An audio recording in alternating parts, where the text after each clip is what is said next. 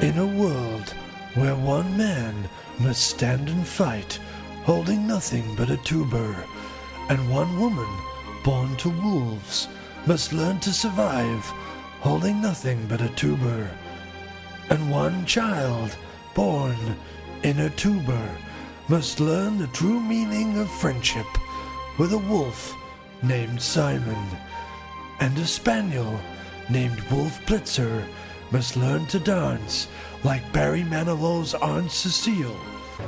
Only one tuba can save us from an alien onslaught of dome-faced Phil Collinses.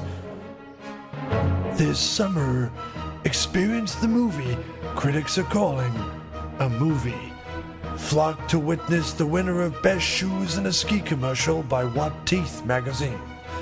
Starring Glad Pustule, Neil Hoggleweider, and Patricia Dingleflair in a Magellan Rumpelflang film. Don't miss the After Movie Diner. I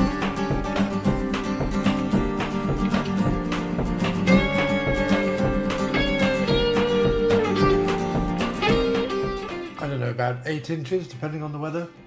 Hello and welcome to this episode of the After Movie Diner. While in the midst of hastily trying to edit together our Phantasm special, which will hopefully be coming up somewhere in the middle of next week, I put together this episode because I was conscious that we hadn't had one released this week yet. So here, without further ado, is a fantastic little episode that comprises a couple of events. First of all, an interview that I did recently with a fantastic composer of film scores, Stephen Endelman, and also a discussion with Jon Wallace about the recent, interesting and frustrating art house sci-fi flick Under the Skin, as well as Jonathan Glazer's other work, and a little bit about Bob Hoskins, Michael Caine, and some other stuff at the end of the show. So that's what you've got to look forward to coming up. It's going to be a great little episode.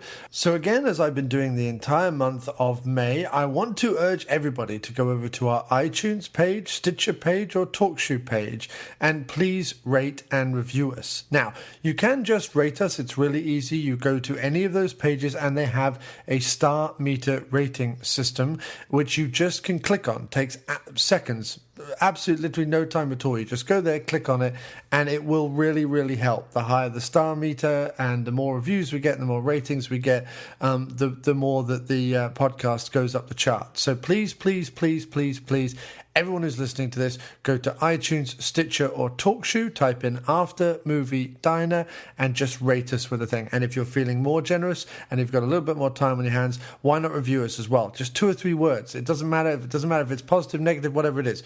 Just rate and review us. Just click, click, click, and rate and review us. It's really simple, really, really quick. On iTunes, TalkShoe, or Stitcher, and that's After Movie Diner. Go there, rate and review us. Please, please, please. It would mean the world to us. Okay, so first up, we've got our interview with fantastically talented, incredibly prolific, and highly accomplished film composer Stephen Endelman, who's probably best known for works such as A Bronx Tale, The Englishman Who Went Up a Hill and Came Down a Mountain, and 2008's Red Belt.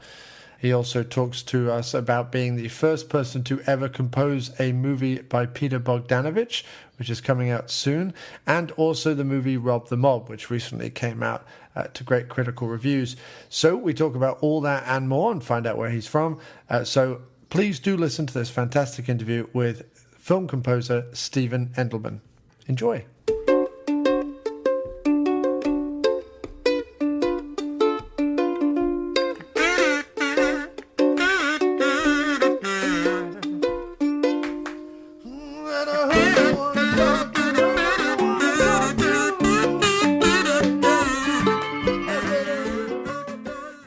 Oh, hi, Stephen. How are you?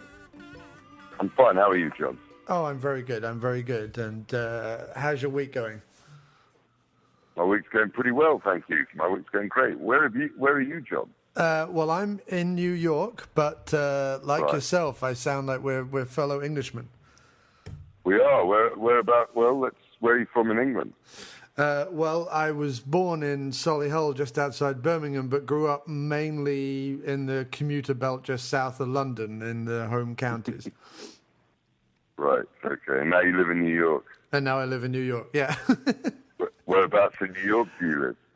I'm currently in Riverdale, which is just. I know Riverdale. Yeah. No, I know Riverdale. I lived there for 16 years. So. Oh, Not okay, in fair Riverdale. enough. I lived in Manhattan for 16 years. Anyway, your turn. Far away. Yes. Okay. So yeah. No. Well, just first of all, we'll start off the interview just asking basically music and writing music and playing music. Where did that start for you? Where did that come from for you? It started in England when I was 7 years old. It's actually when I think about it, strange story. I was fascinated by the local police band in London that I would watch on a Sunday afternoon play. And one of them played a clarinet, and I said to my mother, I want to play that. And she said, you do? And I said, yeah, I do. And so I did, and that was how the music started for me. Sort of how did that blossom then? So from learning the clarinet to, eventually writing scores, but were you in orchestras or bands or anything like that growing up? Oh, yeah, no, I was very lucky. I mean, I played clarinet, and then I went to the Purcell School for Young Musicians in London as a clarinetist, and then I went to Guildhall, and so I played in orchestras, and I did a lot of chamber music. It's Brahms's birthday today, so I did, a lot of Brahms, both chamber music and his sonatas, and still a lot of classical music. And then I gradually, while I was at Guildhall, actually switched more and more over to composing, and so that's kind of what happened there. And where did sort of films and television enter into it? I mean, were you a film fan as well growing up, or was that just an avenue you could see that would be a good career path? No, actually, I was a film fan. Absolutely loved the movies, and I loved television, but I really loved movies. But I never really thought about the music in movies, and I certainly never imagined I would be doing today back then. I didn't think, oh, wow, I want to be a film composer. I never thought, I just wanted to be a composer. And then, as I got more into it, I learned more about that process. But it was never my ambition necessarily to be a film composer. I just wanted to write music. That's all I ever wanted to do. But it's around music. Right. I mean, it is an area and an avenue where sort of a lot of the classical music, sort of modern classical music, is sort of being written.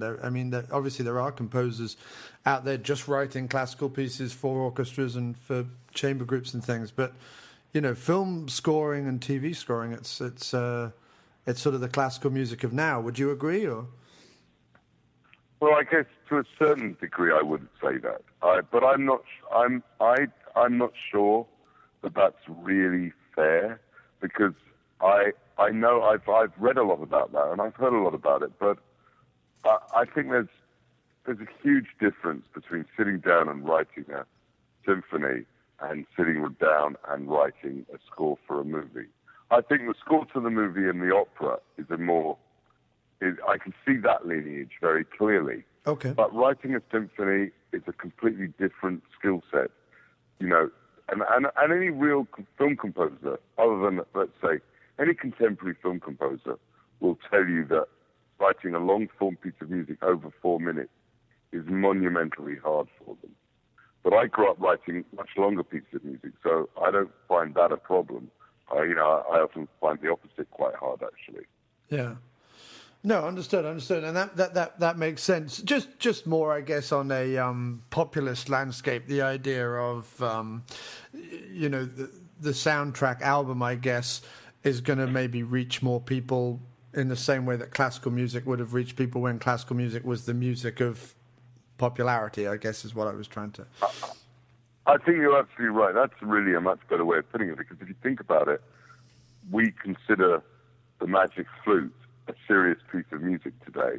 But when Mozart wrote it, he wrote it as a musical, like a folk piece. It was not for the aristocracy. It was for regular folk, and I like that. And I think that to me makes more sense, because of course now that we have so much media available to everybody in our globe, then it's bound to change the landscape quite a lot. Yeah, no, definitely, no doubt. I mean, it's fascinating, and it's there's so many great scores out there. So you've scored lots of films and TV over the last 25 years. Are there a few scores, or indeed experiences of making certain scores that stand out for you? Oh, definitely. I mean, I have to say, I've never not enjoyed doing. I mean, one of the things that I really feel like I'm blessed is that I enjoy what I do, and I've enjoyed everything that I've ever done. I've never found myself in a project that I haven't enjoyed. So, I mean, they go back right the way, I mean, what young man, not even 30 yet, finds himself sitting in a room with Robert De Niro working on a movie called A Bronx Tale? I mean, for one thing, it's totally amazing, to work with someone of that, that caliber Yeah. as an actor, as a director. But also, if you want to be in the movie business and I grew up hiding under my sheets and reading The Godfather because I knew my mother would absolutely go berserk if she knew that I was reading a book like that when I was 9 years old. Yeah. And there I was working with the man. So that was memorable. Working on The Englishman Who Went Up a Hill, a movie that I still love to this day, a music that I still think was for the movie of its time for that movie. It was also the first score I was able to record in Abbey Road. So, I mean, there I was. Now I'm in the home of Edward Elgar. I'm thinking about both Dream of Gerontius and the Enigma Variations and everything else other than Elgar. And I'm writing this piece for this post-World War I film. It's after World War One, the movie set. So that was that. That was memorable. And then I've done many other scores, The Lovely I'm very proud of. And I mean, there's been a lot of movies and TV shows in between, to be honest. And how closely do you like to work with a director? And are there certain directors out there that are really strong when it comes to working with composers that you've experienced? Oh yeah, I mean, some are really good musicians. Raymond DeFelice, who I've done Rob the Mob with, and Two Family House, a fabulous musician, fabulous pianist, jazz pianist, great fun to work with, really, really, really good fun. Bruce Beresford, of course, who sort of moves between movies and opera these days, very knowledgeable about music. Owen Winkler. I mean, I must say, David Mamet, apart from probably being America's most celebrated playwright, he also is very, very good with music. When I say very good with music, that doesn't mean that they impose their musical ideas onto a soundtrack. They don't go, oh, Stephen, write a chord there, or can you change that chord? Yeah. Unless emotionally it doesn't feel right for them.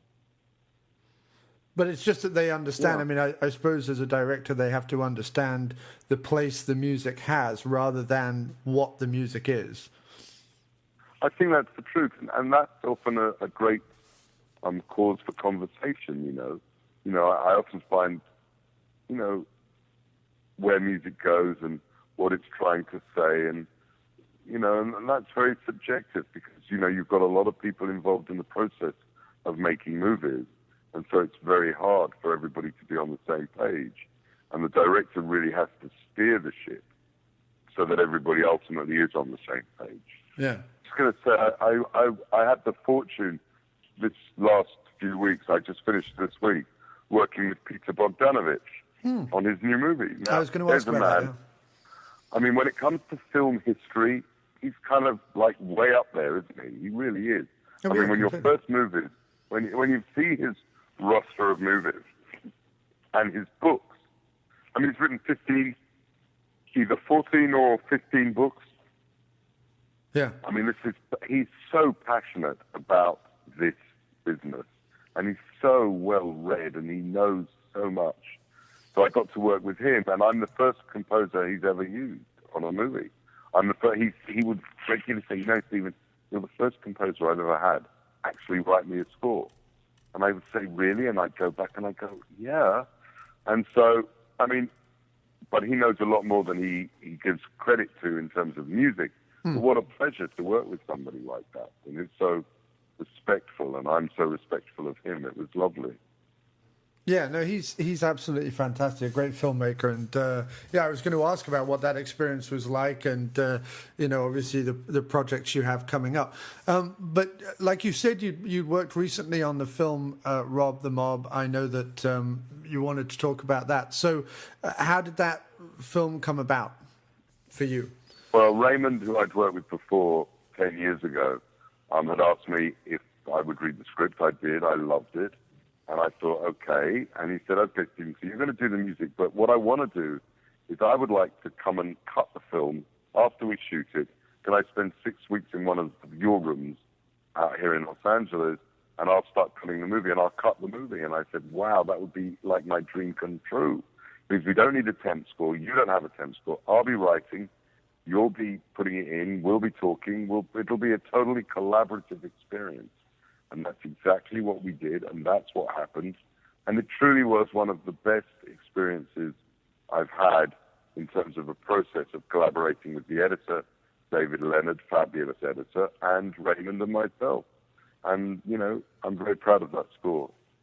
Yeah, it's fantastic. I was listening to it earlier, and the obviously that's a rarity then to have something like that. Normally the composer, I guess, is working almost while the film is being put together, or certainly as the film is just about to enter post-production. Yeah, this was the only other time I think I worked on a project quite as intensely was this, was Flirting with Disaster with David O. Russell, where, he was there every day and I was working in my room and he was still editing. But I didn't have the editor in my room. I didn't have the editor sitting next to me in the next door room, and me throwing cuts of music, bits of music to him cutting them in, sending them back to me for changes, trying them in different places in the movie. So it really feels like a glove. The movie feels like it fits. The music feels like it fits in the movie like a glove, like a well-worn glove. Yeah, so nice.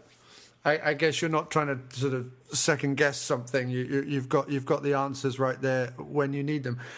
So the score has a nice sort of mix of themes and different instrumentations and so on. Do you have a certain style, genre, or orchestration you prefer, or do you like the diversity of lots of different things? No, I don't. You know what? I was having a conversation with a photographer the other day, and I was sort of talking about the use of light. How they, conceive of light, and over years they understand more and more about light the longer they do it. And I said, the same is for me.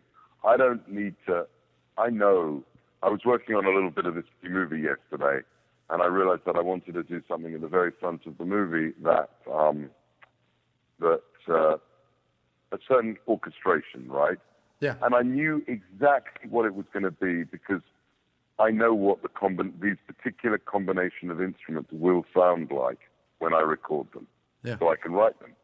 And so the answer is I love working on a multitude of different types of music, and I don't really mind as long as I feel inspired.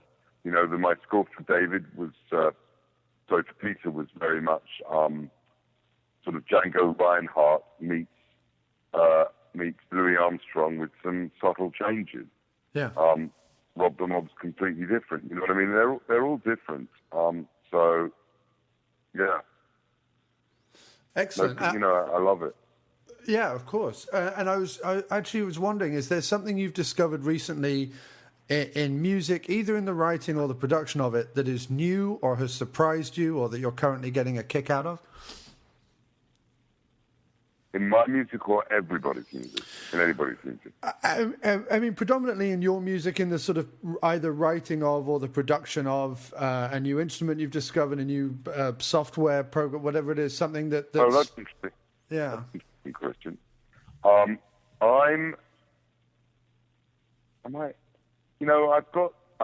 bought a new instrument this week. I bought an Appalachian dulcimer. Oh, lovely. Which I just got. I know nothing... Well, I know about it, but I've never owned one. So I decided to buy one because I'm doing a movie that is set in Arkansas. Right. And I think, oh my gosh, I want to play. There it is, the dulcimer. Lovely. And it's a really beautiful instrument. So I'm going to experiment with that. And as far as software, no, I'm a Logic, Pro Tools, Ableton. I don't know how to use Ableton yet, but we have it. I really, you know what, I'm old-fashioned. You know, of course I have to use computers, and of course I'm looking at one right now. But I have to say that I still think like a composer who writes on a manuscript. The process is so similar to that. Yeah. It's really interesting to me. Yeah. So, you know, you just try and perfect things, just trying to get it better, trying to make the samples sound as musical as possible, even though I have a policy of always re-recording. With real musicians, I love having real players in whatever I do. For my demos, when I'm working on a movie and I've got to send demos before I record, I still, you know, I like to use the pedals and the faders to make music sound as real as possible. Yeah.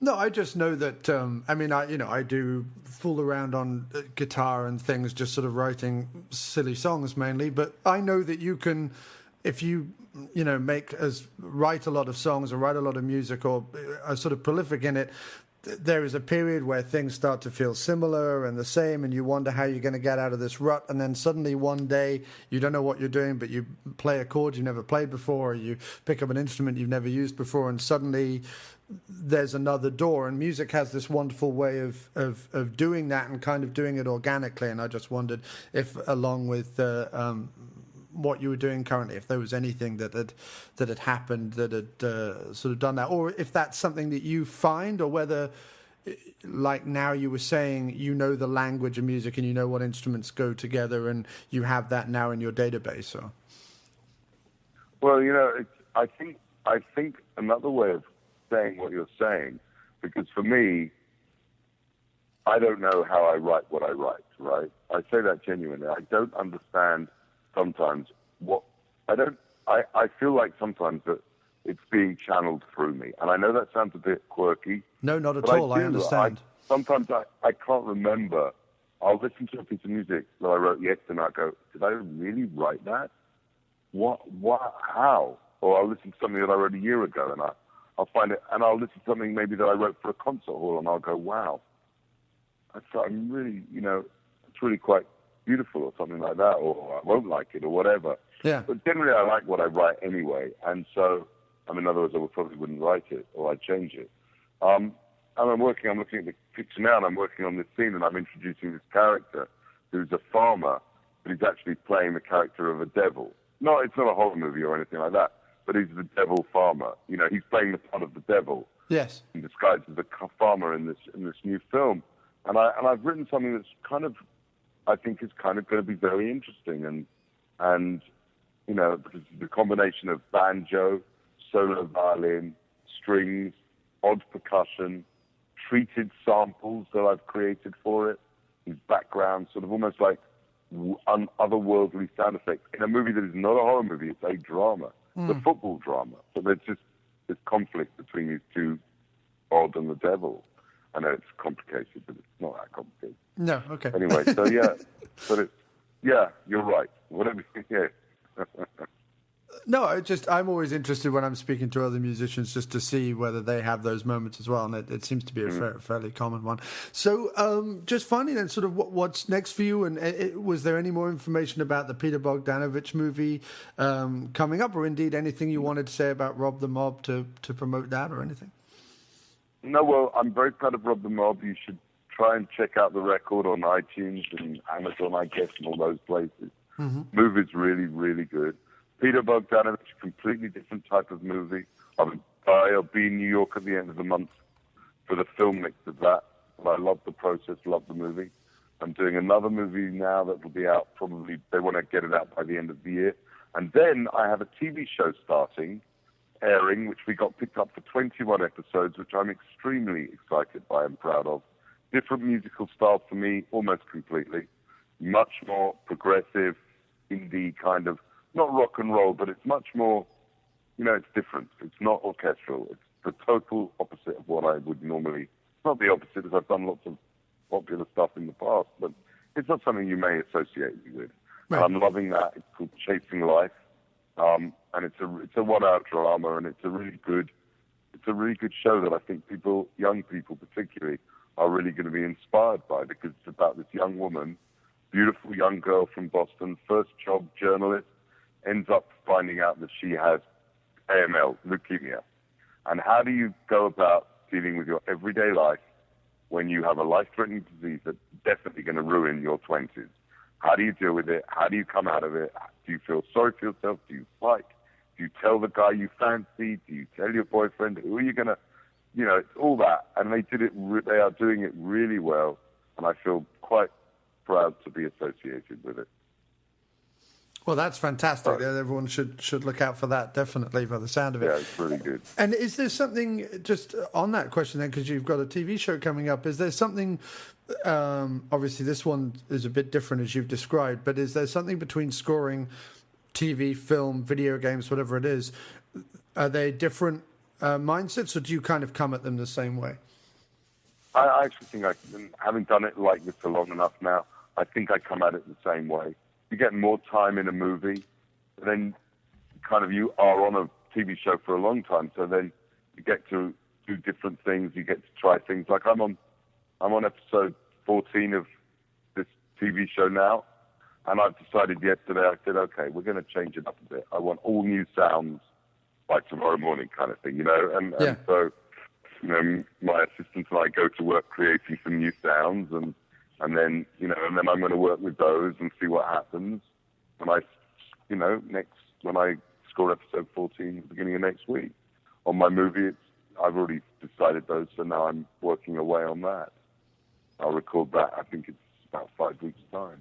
Well, that all sounds fantastic. It sounds great. I'm looking at the cast now of the Peter Bogdanovich movie, and it looks, if it's got that kind of cast, it's got him behind it, it's going to be hilarious by the looks of it.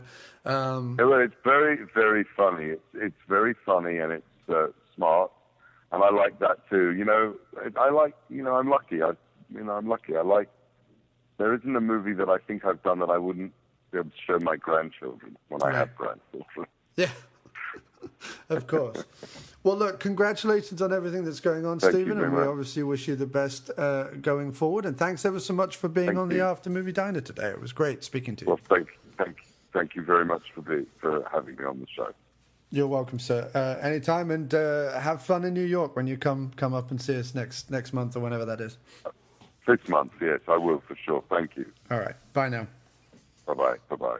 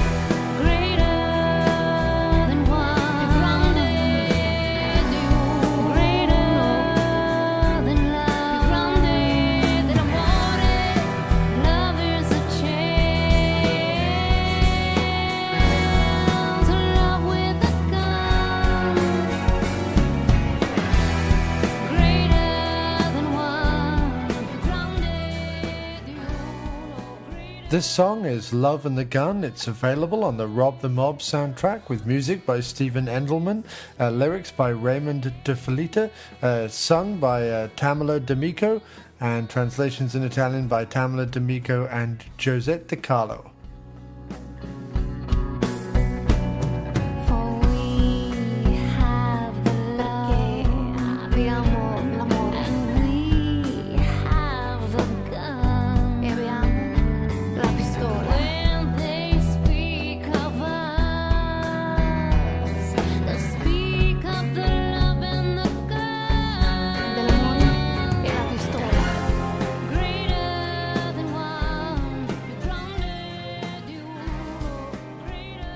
Okay, well, we hope you enjoyed that. And now coming up, my conversation with none other than old friend of the show, wonderful fella, soon-to-be published sci-fi author himself, the absolute splendid, one of my oldest, dearest, and greatest friends. It's none other than Mr. Jon Wallace. Let's kick off this conversation, shall we? Okay, so we're going to talk about Scarlett Johansson in Under the Skin. And who directed this again? So it's by someone good. Oh, he did Sexy Beasts, didn't he? Jonathan Glazer. Jonathan Glazer, that's it, yes. Jonathan Glazer's sci-fi... Well, what is it? It's just... I mean, I suppose it's art house, but I don't know. Yeah. I mean, do you want to sum it up from what you remember? Okay, from what I remember, Under the Skin is about I presume, alien woman who has come to Earth, is driving around Scotland in a old white van, picking strangers up, seducing them, taking them to an old house in the country, which is really a black, gloopy pool of whatever that drags these guys under and sucks off their skins or something. I don't really know what it does. Then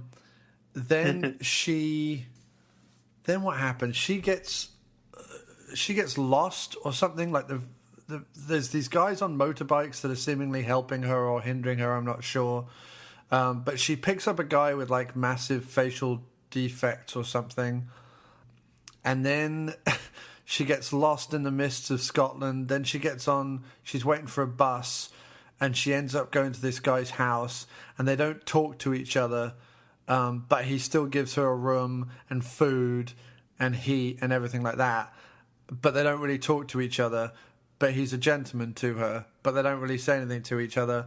And then she goes out into the woods, and a guy tries to rape her, and then finally kills her and sets fire to her or something.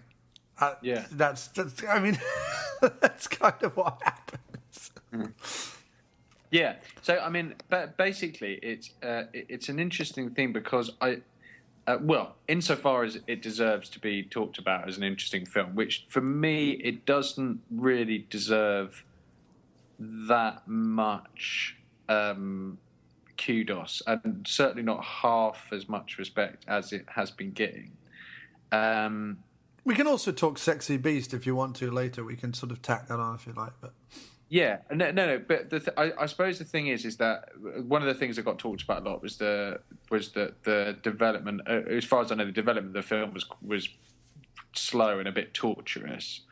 And I believe that from stuff that I read Johansson saying that he changed his mind like quite a few times about how he was going to do it. Because if you read up about the book, which I've just been doing, the book's got loads of stuff to it, and you can tell that it would be quite a hard book to adapt because there's this whole thing about her alien culture and this whole operation, and it's all explained and told. And this is one of those films. The thing about Under the Skin, which it does, which I have no problem with to begin with, is it does that thing, doesn't it, of going, well, nothing's going to be spoon-fed to you. You're going to have to figure this out, what's going on. Right. And I like that, you know. Sure. And to begin with. But then the problem is that you do eventually want there to be some kind of explanation. You want there to be some kind of... I'm not saying, you know, write it all down onto, you know, cue cards and hold them up to the screen, but you know, some kind of coming together of what's been... you know, of what you're beginning to piece together. And to be fair, even after the film, where to be honest, I was quite annoyed, I did think like, well, we are talking about it quite a lot, figuring out what happened, so that's something that can be said for it. But for me, the problem with it was, I don't know what it was like for you, but I got sort of halfway through and I thought, right, this isn't going to go anywhere now. I can tell this isn't going to go anywhere. It's going to carry on doing this very oblique stuff with her like driving around and picking people up, and just like you said, like it's hard to actually explain exactly what's happening to them, and that's no problem in of itself. But you do kind of want you want to learn more about her, not just watch her blank face as she drives about. I mean, for what she did, she was really good. She's really good in the movie, and I thought her British accent was really, really good. And spookily good. British accent, spookily good. Yeah, I thought it was really good. And I thought that, I mean, essentially the bullet point metaphor, the bullet point sort of story that's happening here is the whole idea of, through the course of these liaisons that she's having, which are really kind of conversations that initially sound scripted or sound like that she's been told what to say by her alien masters or whatever in order to get like a young guy in the van and in order to get whatever. But basically she asks a lot of questions and she is sympathetic and soft and caring, to these guys that she's picking up, even to the guy with the horrible facial disfigurement, because she doesn't see, for her, she's not initially seeing the humanity or the person or anything like that. For her, it's all just about the mission. However, there is something about the humanity I guess she's beginning to feel. And then there's that scene where she looks in the mirror and looks at herself, like really looks at herself for the first time since she started with this body or whatever it is she's put on. And it intrigues her. And then she feels guilty about the misshapen head guy who's actually a real guy who has tumours. He has this problem which has benign tumours grow on his face. She lets him go, and he actually gets hunted down by the motorbike guys who are a bit more ruthless. But essentially she starts to feel more human, or starts to begin to feel about what it means to be human, or what it means to be wearing this skin. There's lots of scenes of her like looking at herself naked in the mirror and things like that. And she gets... The trouble is that the first hour of the movie is this endless cycle of van stuff that doesn't really go anywhere. Then there's this bit where she's shown the kindness of strangers, or the best side, one would say, of humanity, where she is taken in, she is carried over a puddle at one point, all this sort of stuff. She's given food, he is romantic with her, and he gets physical with her, but not in an aggressive way. And then right after that, when she goes out into the woods, she sees the very worst of humankind, and then it ends. That's as much as I can kind of put together with it. Yeah. But the thing was, when she was just driving around at the beginning, I was actually quite liking it to start with, because I was like, because I thought it's going to go somewhere, and I did think the scene of what happens to these guys that she brings back to this, and the house was fabulously creepy as well, that she brings these people back to. Yeah, it was proper old and run down. Yeah, and she takes them in, and there was this special effect, and it came after quite a while, didn't it? It was probably about 40 minutes in or something that you actually saw what happened to these guys, and I thought that was brilliantly done and very spooky, and kind of what we were talking about before we started recording in terms of Raimi. I just felt there wasn't enough of that style, because he's got a really good crazy style. The same thing in Sexy Beast. With the end of Sexy Beast, we were coming out, and I remember, because we went to see Sexy Beast in Edinburgh, and you came up to see me, and we were coming out of it going, Sexy Beast was such a satisfying experience for me, because I remember going to see that film with you and going, are we really going to go and see like the 15th post Lock, Stock gangster movie that's come out, in the last couple of years? Are we really going to go and see that? And then it was this totally bonkers inversion of what you expect from people, the performers, and what you expect from that kind of movie, and all this kind of stuff. Whereas this, it had this really brilliant visual moment where she brings the guys back and you see them in this sort of strange goo, and it's brilliantly done. And I thought, like, wow, so now he's going to like start laying on this like crazy otherworldly stuff, and it's going to build, and you're going to find out more about the guys on the motorbikes, and you might even see a bit of them, and because I thought it was going to build from this very slow, very earthy, realistic thing into this completely bonkers space thing. Not actually out in space, but this completely otherworldly kind of a thing from this utterly earthy Glasgow setting at the beginning. And I thought, this is going to be completely amazing. And then it went on for about another half hour of her driving around Glasgow. And I thought, so there isn't going to be any more of that. It's just going to...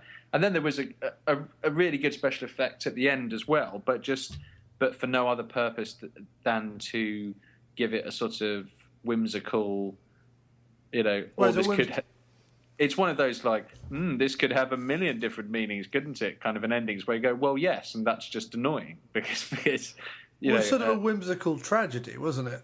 The ending, yeah. Because you're supposed to have gone from, or her character arc, if there is anything, is she's gone from soulless, cold alien, we need to eat your skins, or whatever it is that they're doing in order, one presumes, to either fuel themselves or in the book eat themselves or continue to exist or whatever it is. Yeah, and sorry to cut in, but I was just, like I said, I was reading the book summary, and the book summary has all this stuff about she comes from this. I'm interested in reading the book now. It was shortlisted for the Whitbread Prize, and someone said that the guy who wrote it has the best feeling for a sentence since Joseph Conrad. So it's obviously worth the read. Definitely. But the book has all this stuff about she comes from this race for whom human meat is a delicacy. And her body has been transformed into this human shape, and she's sort of disgusted by this shape.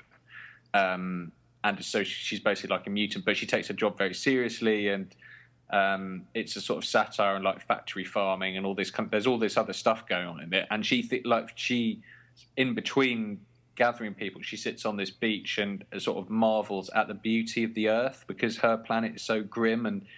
There's that whole sequence I completely forgot where they're trying to get a dog out of the ocean and two guys drown and die in front of her, essentially. Yeah, and that was, that was all fine and everything, but in the book, apparently, there's this whole thing about her,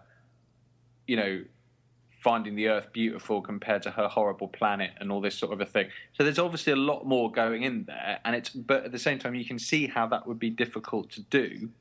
But I don't need him to tell the story of the book, but I just felt like I thought it was going to pull off, or at least have a go at pulling off like a really amazing transformation from this, the most documentary style earthy grittiness at the beginning to this totally bonkers otherworldly thing, and it just didn't do it, and it carried on doing the driving around Glasgow thing, and then you say there was the thing at the end with the guy, but I to be honest, that didn't really affect me that much. Well, the thing that frustrated the hell out of me is that each time she picked someone up in the van, she sort of asked them more questions and was sort of getting more verbal. But then this guy picks her up at a bus stop and there's no dialogue. And I'm like, I don't care how nice you are and I don't care how attractive Scarlett Johansson was. If you brought some strange woman home and she literally said nothing to you for days, he takes her to a castle ruins and a bunch of other stuff happens. There's no dialogue. And I was like, This would have been the time. For example, I didn't even need it to go all fucking sci-fi necessarily if, as the film had gone on, she'd become more and more vocal. Because there's a way to do everything that you're talking about, seeing the beauty of the earth and the kindness of strangers and I feel funny in my skin and blah, blah, blah, blah, blah.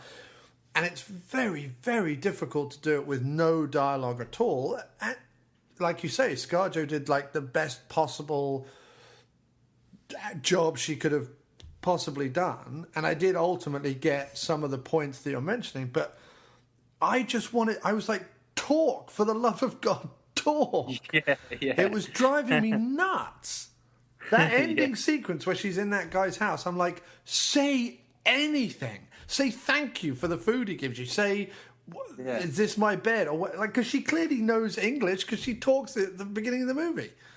I'm like, how dare you become a silent movie just when you could actually get interesting? That just makes it more interesting to me in a way. I'd be interested in speaking to having a completely honest conversation with Glazer and saying what happened.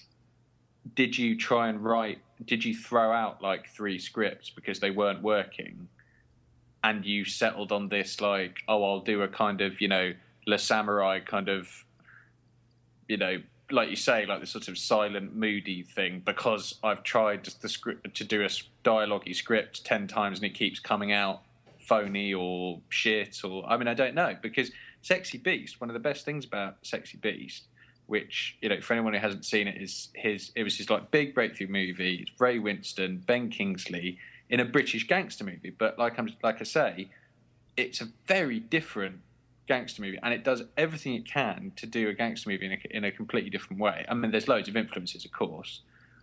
You've got Edward Fox and the guy whose name I always forget, but I really like now, Lovejoy. What's his name? Oh yeah, Ian McShane. Ian McShane. Yeah. And that was packed with all this like fizzing, crazy dialogue like the whole way through between Ben Kingsley and Ray Winstone. And what's brilliant about it, because for anyone who hasn't seen it, when you hear the name Ray Winstone, then you think, right, okay, I know what I'm getting. I know who that character is. I know I've got a rough idea of the kind of things he's going to be saying. Like you just know, because he always plays the same part. Whereas in this film, what was brilliant, and even back then, he was this one-part guy. And what was brilliant about the film was it made Ben Kingsley the terrifying one, and proper terrifying as well, and Ray Winstone. And it was all done, it's interesting you're saying about Under the Skin, it was all done through great dialogue. Yeah. And Ray Winstone was essentially the one who... He was terrified of him. He was terrified, and he's almost a little bit pathetic. It was a nice turn. I thought what was best about it, the thing that really, really resonated about it for me, and I suppose it's because it was done in a very English way, and it's probably it is a different thing for the United States. But I think it would still resonate for anyone from the States who saw it. For me, it perfectly captured those people who you meet in life, who are like Ben Kingsley's performance and the way Ray Winstone reacts to him. When you meet someone and you're like, you are completely terrifying in how far away you are from like reason, and like you're a properly crazy person, but a violent, dangerous, crazy person. Like when you meet someone like that, it perfectly captured like what that's like. Because Ray Winstone was fantastic, because he just has this look on his face the whole time of like of someone who is incredibly carefully choosing their words and trying not to make this guy angry because he's so terrified of him. And it just did that brilliantly. Through great dialogue. But there's also a bunch of stuff in... There's the whole like Donnie Darko-esque rabbit with a machine gun and all that kind of stuff that's going on in Sexy Beast, like dream sequences and stuff. There's also a really grotesque insinuation of a liaison with Ian McShane that is quite disturbing. I don't remember that. Yeah. I have a vague memory of something of that nature, but I don't remember what it was. Well, because there's this like louche upper level gangster aristocracy that's kind of having these very 60s like orgies, but they're all kind of, it's Edward Fox just kind of sitting around being a bit bisexual and a bit creepy with a bunch of like naked chicks and things, like a fucking Jimi Hendrix album cover or performance or something. But it's a nod to performance, isn't it, with him and Mick Jagger. But then there's something to do with Ian McShane as well, and there's like a really horrendous bit where they all have to drill. He has to do one last job in England. There's this really claustrophobic thing with this drilling and stuff, which is just miserable. But really intense, and you don't really know what's happened. And oh, that's right, because we can't say, but it's very, very intense. And brilliantly done. And the thing about Under the Skin where it was just such the opposite experience, because I like I say, when we went in Edinburgh, this is proper long time ago. This is what must be 2002 or something, like over a decade ago. And It was your 21st birthday. I'm sure that's why I was up in Edinburgh. Oh, right. And you, like I say, you go in with this sort of, oh, well, I suppose this will be all right kind of a feeling. And then it was just so different. It blew your socks off. And this was so different as well. But it looked, for me, I think the reason why I found it frustrating is it looked like it was, not necessarily what I'm saying about loads of amazing special effects or whatever, but just like it was going to be much, much more than it was. And you're right, I think that it could never have done that without her talking more and saying more and all this sort of thing. Yeah, I mean, it didn't need to hit the nail on the head. It just needed to have some dialogue. And even if you don't want to give it to her, you could have at least given it to, like, the people that she picked up. And, I appreciate the whole, like, we're going to make it realistically and we're going to use actual people on the street of Glasgow and we're going to use non-actors and blah, blah, blah, blah, blah. But, I mean, he had such a... Even in the scenes that aren't surreal or even the scenes that aren't intense in Sexy Beast, he had such an interesting and pleasing visual storytelling style that to kind of reduce it to this almost handheld camcorder kind of footage was just a bit irritating. And then when no one said anything and there was no dialogue, it wasn't that I needed the story explaining to me, because I really didn't think that it was as deep as it thought it was at all. And seemingly, from what you're saying about the book, it's not anything that I didn't already guess from the movie. But yeah, I could have just done with some dialogue, because people in reality, they speak. Yeah, I mean, I still could have. I've got to be honest. I still could have used more sci-fi, amazing, like effect stuff. I could have used more of that. Oh, completely. You could have gone that way, but what I'm saying is the movie as it stands, if you don't change anything about it at all in terms of where the story goes, the only thing I would change is have dialogue. That's all I meant. I didn't mean I wouldn't have loved it to have gone sci-fi, because I would have done. There was a brilliant bit near the beginning and it's total blink and you'll miss it, where she takes one of these, it's right at the beginning when her character first appears. You see this van drive up at this tower block. And it's totally blink and you'll miss it, but just above the tower block, you see these lights in the sky above the tower block, and they suddenly dart away really, really quickly. And it's this like perfectly realised thing about how you imagine a UFO sighting would be, this sort of glimpse of something completely otherworldly in the sky. And it's just brilliant. And it was totally blink and you'll miss it. And I was like, oh, that's a nice little trick. I like that, Glazer. And then there was the thing with the a lot of driving around Glasgow, but then there was a really, really good special effect, and I thought, this is going to build, it's going somewhere, and then it didn't really do that much. No. There were a lot of penises in the movie. She as is well. incredible. There were a lot of penises, but there was also Scarlet naked, and so obviously a huge part of this movie's thing with the like sci-fi geek community was a lot of people saying, I'm sure the reason this film will get some kind of release in America, or what it obviously has, is, Scarlet Naked. It should, in many respects, it could just be called Scarlet Naked. And what's brilliant about her naked is that she has such a real body. It's like an amazing body, but it's a real body. It's not that sort of really muscly, toned kind of a thing, and that was really important that was the case. That's why she's perfect for it, is because she has a real shape to her. Yeah. And so that when she's looking at her body in the mirror and everything, it's like, it wouldn't have worked if it had been, some incredibly, like I say, like Madonna-esque figured Hollywood star. It just wouldn't have worked. Whereas she really looked like a real girl when she was looking at herself. There's nothing sexual about it at all. In terms of the nudity, even the bits where she's in her underwear trying to seduce the guys, it's not seductive. It's really creepy. It's really not creepy. seductive. And was there good music or was there annoying music? Yeah, it was annoying music. It was all that atonal one note. Right. Yeah. Yeah. Like in the distance music, where you're almost trying to hear the music and it's not quite there, and but it's not there. Better score would have been better score, some dialogue. I mean, not that it needed to be like Hollywoodized or something, but it needed way more than it had. I just thought it was a piss poor excuse to put this out as a film and go, oh, there, you see? Because it's not like... You don't come away from it and go, wow, that was spellbindingly intelligent and I have no idea what that means. It wasn't so, like, something like 2001 A Space Odyssey, which it was compared to. Like, there was a lot of people going, oh, Kubrick-esque magnificence and all this sort of stuff, which was utter drivel.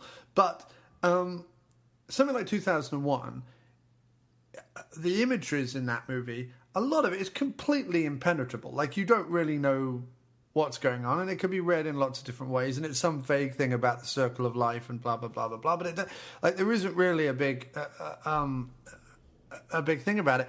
Whereas with this movie, I felt like, okay, I get it. I get what's going on. There's not some big thing that, oh wow, multiple meanings, but it's just very unsatisfying, really. Especially considering the way it ends. The way it ends, you're just like, oh, okay, so I'm like, you're not even going to give me a little bit of, not because I didn't know who she was or what she was doing, but because I would have liked to have known more about her just through dialogue and interaction. Like, I actually liked her. Like, I was enjoying watching Scarlett Johansson act. And she was so good with the dialogue on the few occasions that she had it, almost disarming in her polite generosity, soothing, calming, like almost disarmingly so, because we're so unused to people in the world being that way anymore. Like, people giving a shit about us. It always has to be that we have to start giving a shit about other people. It's so rare you get asked a question. You're always asking them. And that was a really nice touch. And I just wanted to see that develop. Like, I didn't really care. Like, okay, she's an alien and she's wearing someone's skin and blah, blah, blah, and human beings and this, that. I don't really care. I want to just learn more about it. You know what I mean? I just feel... But she gave a really good performance. I couldn't come away from it. The one good thing I'll say about it is I couldn't come away from it and dismiss it. I couldn't come away from it and just go... Pfft. No, artistic driven. I mean, that's the thing, because I thought it built. That's just what I'm saying. It built up a load of goodwill from me, and then lost it. And that's the thing, which actually is quite rare. I can't think of many movies that. Well, actually, it does happen a lot with science fiction. It happens a lot with science fiction. I mean, I always thought that Event Horizon was an amazing movie that completely blew it at the end. I always thought. I mean, it's not the same thing. But, well, in a way it kind of is, actually. When it became sort of in the mouth of space madness, it really full on went that way. I mean, it's totally enjoyable, but it does kind of I did kind of think, that wasn't quite that didn't quite reach the heights that the rest of the movie suggested it might. It was the same with Sunshine as well. I thought Sunshine was brilliant up until about 2/3, 3/4 of the way through, and then when it became kind of Event Horizon Part 2, really, I was like, oh right, you've kind of copied something that was not really that satisfying in the first place. Yeah. In terms of endings. I mean, even with 2001, I have to admit, I've never really loved 2001 because I always find the first half with, like, apes, Leonard Rossiter in a space station, Hal, and, well, it's probably the first 2/3, completely amazing. Like, nothing else. Just, even now, just so much better. A realization of space and, like, actually being out there and on spacecraft, traveling out on some amazing mission. Like, just... the epicness of it and the music and the score of that film is just so mind-blowing. And then when it became a load of 60s colour and babies floating in space and stuff, it totally loses me, to be honest. And I think, like... No, completely. And I wasn't using it as an example of a movie that I really love. I was just using it as a lot of people had made the comparison because there are a few sort of trippy sequences in Under the Skin. They'd made the comparison with 2001, and all I was saying was, like, 2001 is at least so oblique that you can kind of talk about it ad nauseum, whereas this was neither as oblique as it thought it was, nor as satisfyingly detailed as it should have been, I guess is what I'm saying. No, that's true. That's very true. That's very true. Yeah, because you're right. Because Kubrick basically just went, well, I'll just go completely mad, Right. and they'll be able to, come up with theories about this till the cows come home. I think 2001 he did. Okay. Yeah, I think 2001 he did purely as a technical exercise. I don't think he really gave a shit about the storytelling in that movie at all. No. Yeah, but it is. But that is a problem with a lot of science fiction movies for me. I'm not saying it's easy. It's obviously one of the hardest things in the world to come up with a good ending. Yeah. Especially when you do this thing. I mean, I guess where you're right that where Under the Skin doesn't quite compare to movies like that is it's not really doing that thing of the epicness and the vastness of existence that stuff like Sunshine and 2001 do. It's not trying to do anything like that. It's a lot more. It's totally the opposite. So it's not. Instead of the beach scene being about the beauty of the world or nature, it was about the fragility of life, because you see the really grisly, realistic death scene, like accidental death scene. I mean, it was just horrible. It was. I mean, really well done. Horrible. Yeah, I mean, a woman is running after her dog into the ocean. The really turbulent, like North Sea, gets pulled under. Her husband or boyfriend or whoever it is running after her, fully clothed, into the water as well, being knocked about. Then this guy who's from Sweden. There's like a little girl in the water, isn't it? It's no. wife. It's his wife or girlfriend going after the dog. They have a baby. There is a baby on the beach that is sat on a towel up where the husband was, or the boyfriend. The boyfriend runs into the ocean after his wife.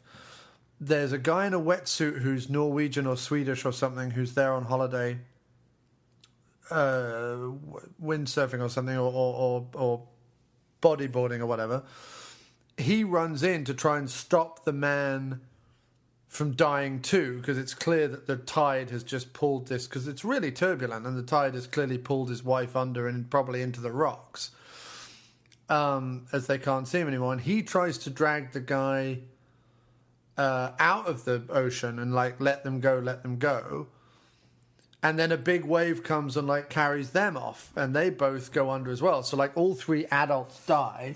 Scarlett Johansson is left watching the whole thing, and then the baby is left on the beach by itself, completely orphaned. No, Scarlett. One of them washes up on the beach, and Scarlett does something pretty terrible to him and drags his body off to munch. Oh yeah. Yes, of course, yeah. Yes. Just to give away a big section of the film there. But, that's fine.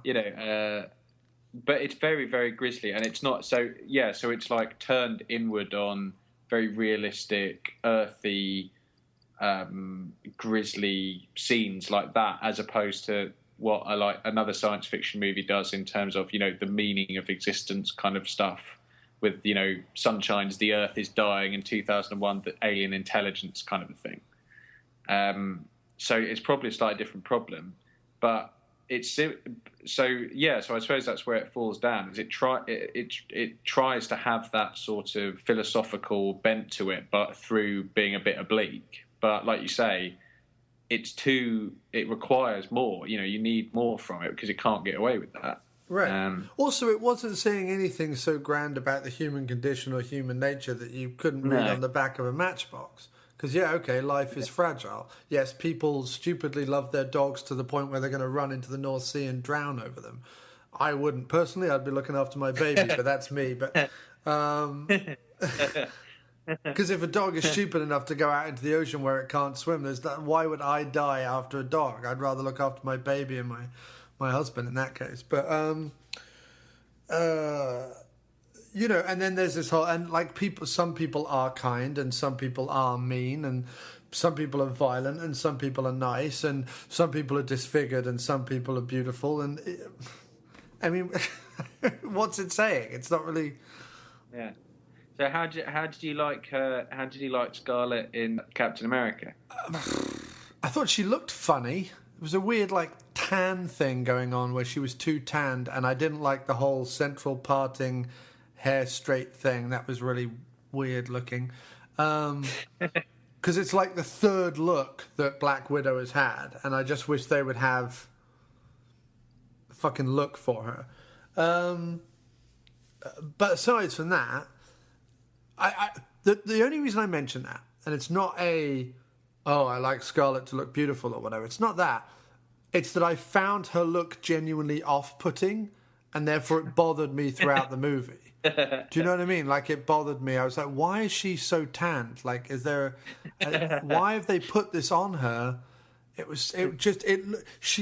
looked really bad. And her hair was too dyed red, like it was too fake. Everything, it was just, I don't know. It was like someone's idea of what beautiful is meant to be, and she's so much better looking when she's more natural. Anyway, so that bothered me.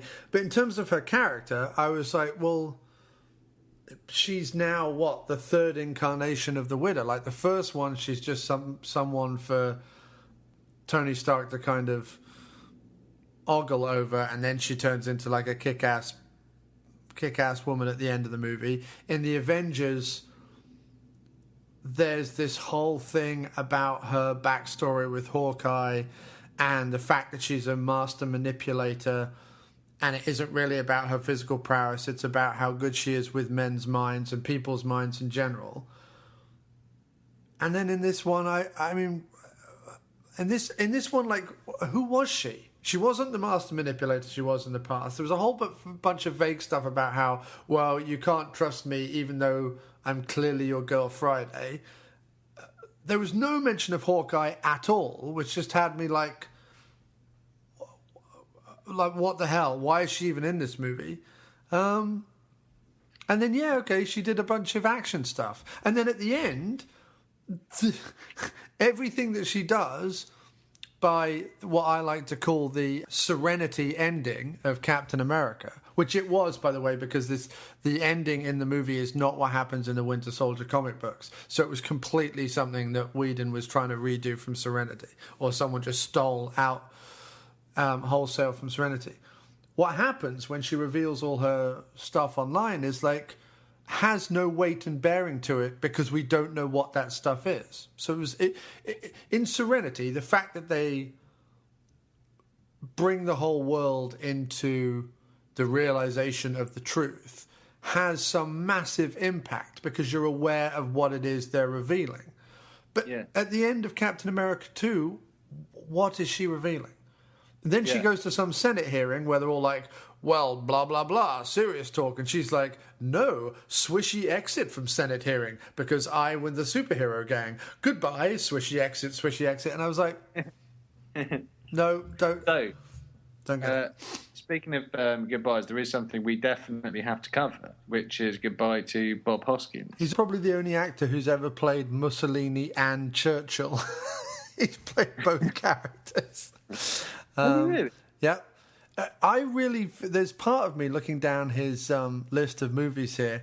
I could so go for doing a series of some obscure Hoskins movies because I could totally go for watching like A Prayer of the Dying. I could totally go with watching Heart Conditions again, Shattered, The Favour, The Watch, and The Very Big Fish. I could totally go for that. The horrendously awful but quite fun at the same time Michael Caine action thriller Blue Ice is quite worth watching. Blue Ice, Blue Ice. What is Blue Ice again? Oh, it's terrible. It's like, I think did Caine write it or direct it or something? It's not a Harry Palmer movie, is it? No. But it's sort of meant to be. But Hoskins is in that, of course. Just a totally weird movie. Sorry, I've just brought up the cover for Blue Ice, and it's another one of these films which has got this Caine on the front. I mean, that's one of the most 80s film covers I've ever seen in my entire. And it's another one of these movies where Caine's wearing this expression of "What have I become?" It's like, how did I get into this? What am I doing? You know, I'm 55 years old and I'm doing an action movie. Yeah, Greta Scacchi. That's the one from Shattered, and it's Bob Hoskins, Tom the Red-Faced Berenger, Corbin Burnson, and Joanne And Whaley. he's J. Edgar Hoover in Nixon as well. I forgot that. Yeah, we should do a Hoskins series. Is what we should do. We could do that. He's also in. But I just want to see these weird ones, rather than the one. He's moved with John Travolta and Andy McDowell and William Hurt called Michael. Oh yeah, that's the one about the angel. That's terrible. Oh my God, it's that. He's in that. He's in Hollywoodland though. That was a really good movie, with Brody and Affleck and Diane Lane. Is that the one Affleck directed? No. It was just before Affleck directed Gone Baby Gone. It was like the first time Affleck had done like a proper serious role that people took notice for. He plays Eddie Mannix, which is like a Hollywood agent.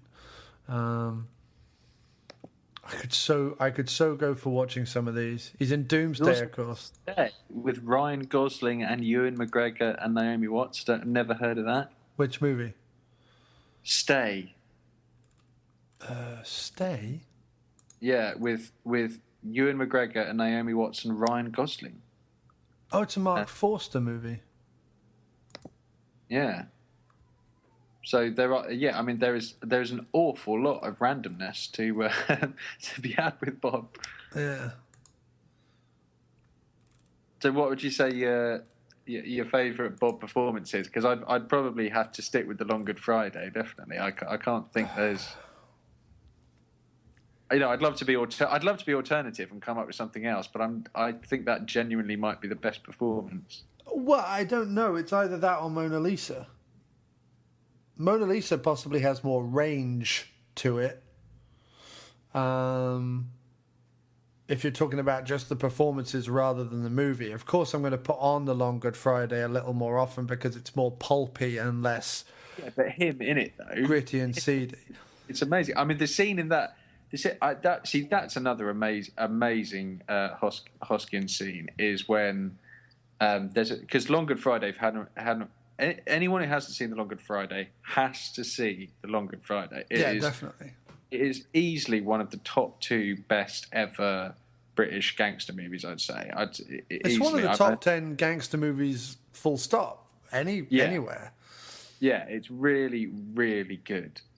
But there's a scene in that where, because basically it's about, he plays a guy called Harold Shand, who is like this crime overlord in East London. And there's a scene in it where he's some kind of other gang or someone is attacking him, and there's been bombs going off and people being shot and all this kind of thing. Just as he's trying to make a big deal and turn legitimate. And there's this scene where he's driving around with his enforcer who's called Razors, and he's looking out the window and he says like, "Who's having a go at me?" And it's brilliant because he's the most detestable character. I mean, he's just an awful person. He's racist. He's cynical. He's brutal. He's a killer. He's a terrible person, but you're so with him. I mean, you are so with him the whole way through the movie, wanting him to come out on top. Like, you totally are. He does the most horrendously violent things in it as well, just like awful, horrible, violent things, but with this kind of chilling, throwaway humour the whole way through. And he's completely terrifying, and he's brilliant. I mean, he's just awesome in it. And the whole movie's like not only a really good gangster movie, but has this whole like geopolitical thing going on in it, and I mean it's just brilliant. Well, it helps that him and Mirren work so well together. It helps that she's amazing in that film. She's amazing. It helps that she is like truly his right-hand man. Like she's not looking for younger, more attractive. She's looking for power and strength and intelligence, and there's a real relationship there with Harold, and it works that everyone else around him is so either utterly useless or utterly weaselly and despicable that of course he ends up being the hero of the piece. Yeah, that's true. Yeah. And the fact that the people who are having a go at him are blowing people up. It's not like they're, at least when he goes and does his, hustles or rough ups or whatever. It's personal. You know who's doing what to whom. You know why it's happening. There's a certain code to it. If you're gonna, Yeah. he only killed. Yeah.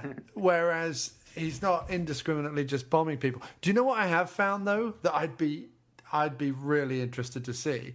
Him and Lithgow made a Don Quixote movie for TV by Peter Yates. What's that called? Don Quixote. What year? From 2000. Bloody hell. 2 hours long. He plays Sancho Panza and Lithgow plays Don Quixote. And Isabella Rossellini is in it. Bloody hell. I could really go for watching that as well. I could well go for that. That sounds amazing. Well, this is the guy who directed Bullet. Peter Yates. Yeah, it is. Bloody hell. Yeah. And the Friends of Eddie Coyle. Yep. Bloody hell. I've got to see that. Mm-hmm. I'll definitely see that. Have you seen him in Maybe we should do a Peter Yates season. Bloody hell. Have you seen him in Unleashed with Jet Li and Morgan Freeman? No, I haven't. That sounds remarkable as well. It's up in Scotland. Morgan Freeman is like a blind piano tuner. Jet Li is like this confused, wandering orphan boy, and Bob Hoskins is his old megalomaniacal master. And it's actually really good. It's actually well worth watching. Because another one he's in that he was in the Shane Meadows movie, wasn't he? He was in two. He was in Room for Romeo Brass, and he was in 24/7. 24/7. That's what I was thinking of. Yeah, and I haven't seen 24/7. Do you know the movie I'd also like to really see? I'd really, really like to see Last Orders, because that's him, Caine, Mirren, David Hemmings, Ray Winston. How have I not seen Last Orders? I have to immediately see Last Orders. It's like a bunch of old chums in a pub. How have I not seen that? Tom Courtney's in it. David Hemmings is in it. Bob Hoskins, Helen Mirren, Ray Winston. Okay, so this is it. This is what we have to do. We have to do the Caine and Hoskins. We have to do Blue Ice. Last Orders. I could well go for that. Blue Ice, because there's a list here. One of the 6 films that have featured both Bob Hoskins and Michael Caine. Blue Ice, Last Orders, Mona Lisa, which we've already done on the show, Sweet Liberty, Beyond the Limit, and World War II, When Lions Roared. Oh my God, Sweet Liberty. That's a lot of crap sounding stuff there. Sweet Liberty. Is this on IMDb? Yeah. This list. And Beyond the Limit, that doesn't look... that looks like it might be a rough ride. Dr. Eduardo Pla, despite the name, is an Anglo working in a Latin American country. The cover, by the way, looks like the cover from a 70s porn of some description. Dude, stop whatever you're doing and go look at World War II, When Lions Roared. It's Caine, Lithgow and Hoskins in 3 of the funniest photographs you've ever seen. You have to go see it right now. Oh my God. Sorry, I can't believe I just laughed like that. But Hoskins Michael Caine appears to be playing Stalin. He is Stalin, yeah. Which I have to... How have I not heard about this and not seen it at least 10 times by now? Yeah. How is that possible? It's Lithgow is FDR. Hoskins is Winston Churchill. 6 Emmy Award nominations. What? Yeah. Isn't that incredible? That's one of the most amazing film covers I've ever seen in my entire life. Tell me this doesn't make you want to do a Caine and Hoskins series. We're definitely doing a Caine and Hoskins series because I am definitely watching that. There's absolutely no question about that. I'm watching that. Put it this way, I would really like to do as a single standalone episode Hoskins and Caine together, because I think that is a brilliant little trilogy of mad films that we could do there. Don't you reckon? I think that's a good standalone episode. What, Last Orders, Blue Ice, and the World War II one? Yeah. And we could do outside of that, because Caine's just done like a gazillion films. Yeah. and so is Keaton. I mean, it's not like there isn't plenty to choose from there. Do you know what I mean? Oh yeah, completely. Like even the 80s and 90s there's just loads to work with. But I also want to see Sweet Liberty. I don't want to do like 4 movies. We could break it up into 2 episodes, I guess. Yeah. Especially as World War II is going to be 3 hours worth of ponderous bureaucracy. Because it's just about a meeting. It's like about a conference that they had. It's not about like fighting or anything. I'm actually really quite up for that because I love all that. You know me. I love that history. So oh yeah, you love all that stuff. I'll be well into that. But yeah, I quite like Michael Keaton, Michael Caine. I quite like the way that sounds. And I can always watch Michael Caine. And then we can do movies like The Island and some of his really obscure B movies. Yeah, I'd definitely go for that. Because what have we got for Keaton?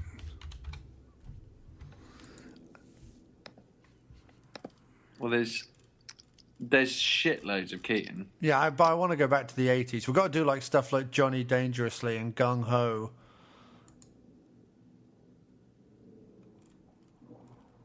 Okay, so no, they didn't do a movie together. I thought they were in The Squeeze together. That's the movie that he did, but it's... We could do Mr. Mom, his John Hughes film. He did a John Hughes film? My God. Yeah, it's meant to be awful, though. There Looking at Keaton, the ones I'd be interested in doing is Night Shift. We could do Mr. Mom if you like. I mean, it's going to be awful, but we could do it. But Night Shift, definitely interested in Night Shift, definitely interested in Johnny Dangerously. And Shelley Long in a Ron Howard movie. Yeah.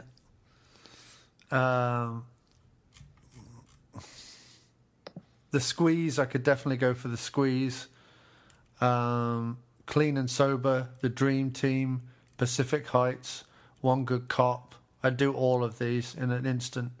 My Life, The Paper, Speechless. What's Speechless?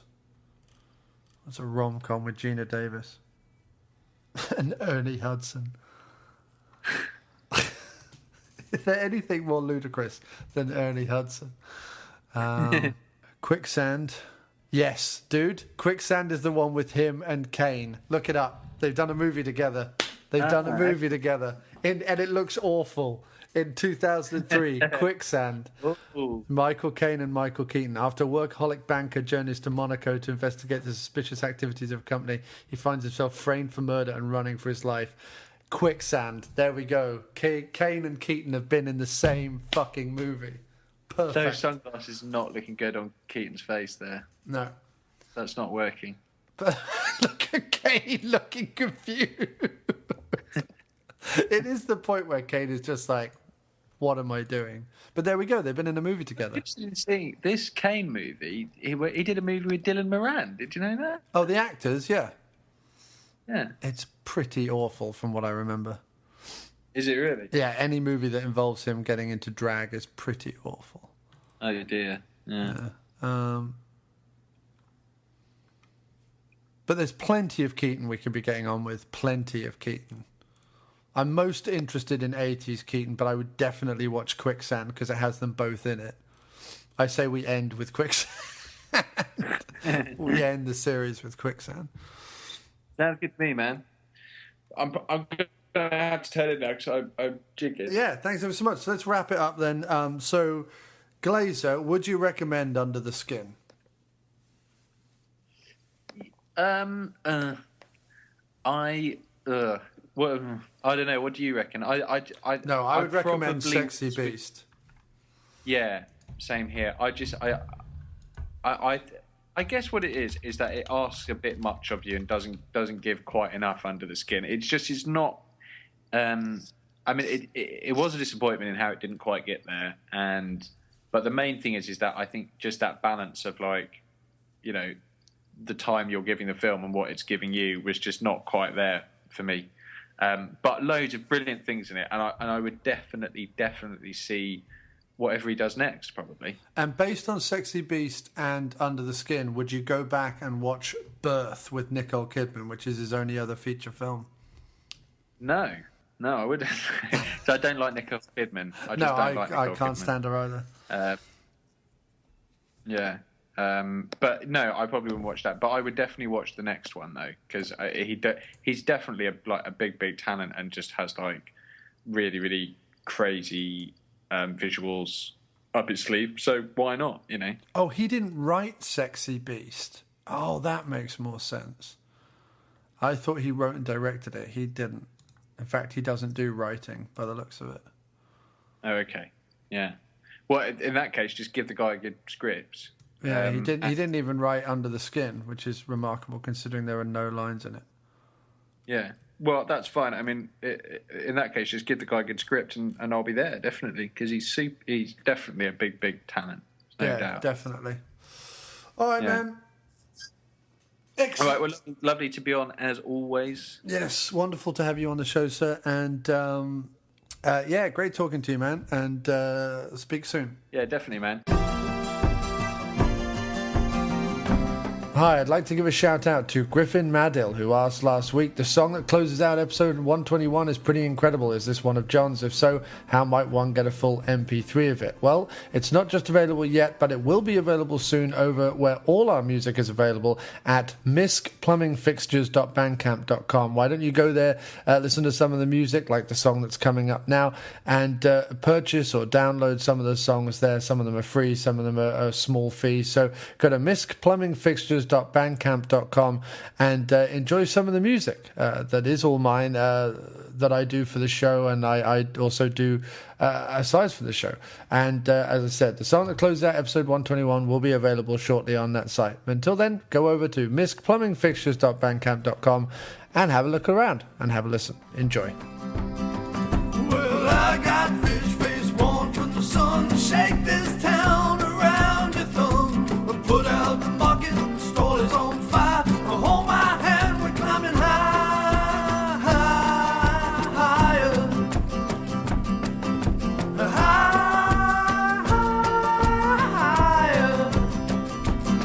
I got the good grace to get out of your way. I got a great green grass that looks big. Hey, if you got the patience, I'll bring the choir. Grab my coattails as that goes high, higher. It goes higher.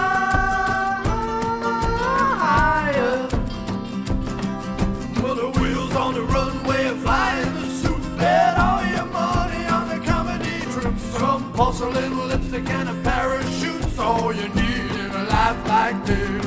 All you need in a life like this.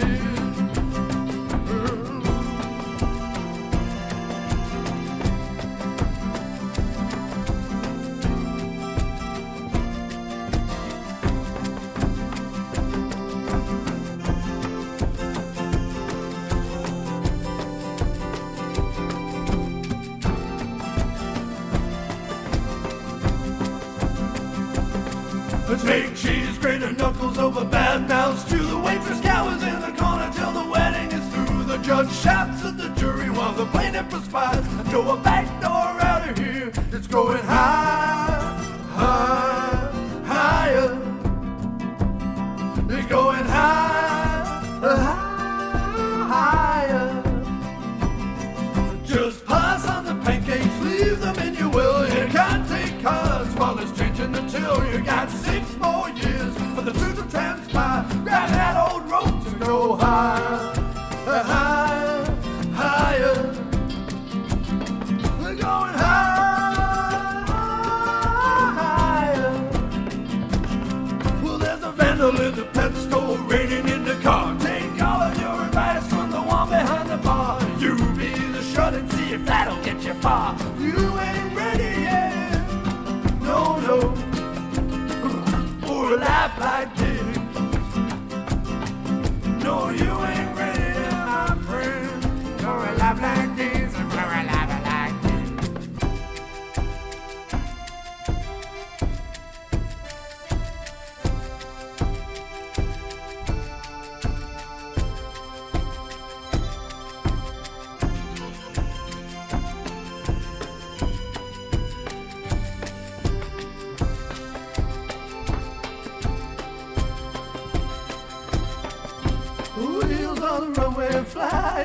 soup. Bet all your money on a comedy troupe. Some porcelain lipstick and a parachute. All you need in a life like this.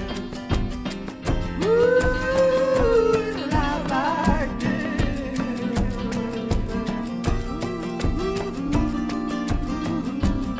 Ooh, in a life like this.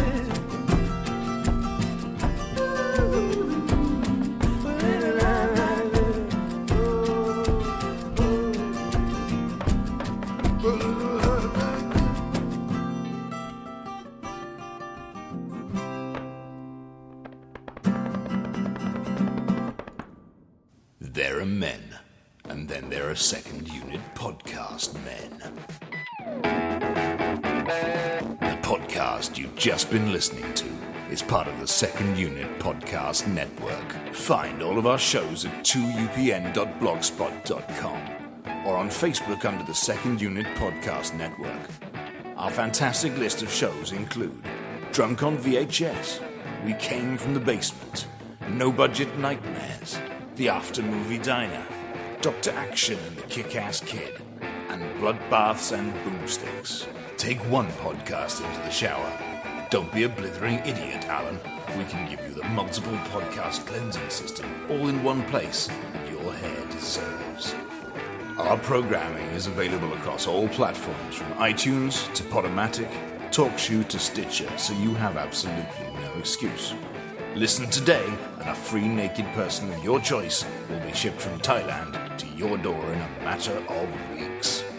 The Second Unit Podcast Network, bringing you the action and leaving the boring stuff to the other guys. Bloody hell, who does a girl have to blow around here to get a decent beverage?